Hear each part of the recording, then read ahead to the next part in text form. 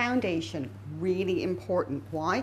You get your foundation right, get the base of your face right, everything else will look sensational. So I'm going to show you how to choose the right color. First of all, get your foundation. Always test it here on the chin, because sometimes the pH in your skin can change the color of the foundation. Sometimes people go lighter, sometimes people go darker. Do you see how this one has turned a lot darker? I want to quickly show you that. This is the one I've just put on here. Look at the color when you first put it on. Look how much lighter it is. Do you see how that's turned? This happens quite often. If I look at you, this one's turning a little bit orangey as we speak. Not great. This one here, ooh, I feel like Goldilocks and the Three Bears. This one is just right.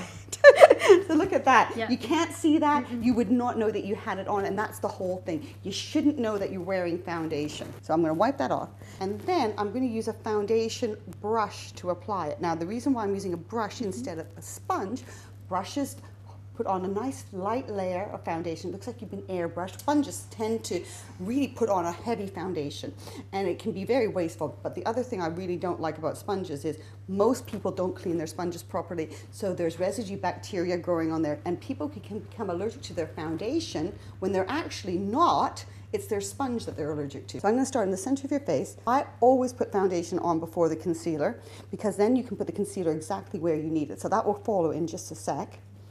Now I'm putting the foundation right underneath the eyes. I don't have to go from forehead to jawline. I can just put it in the center part of your face. No longer a mask that you have to wear. That's the foundation. Now I'm going to take a bit of concealer and just cover up these little marks here. Isn't that fantastic? You can get rid of spots. That's why you do it after the foundation, not before, because if you do it before, you're going to rub half of that away. It's going to look horrible and you're not going to see it. Here's the brush.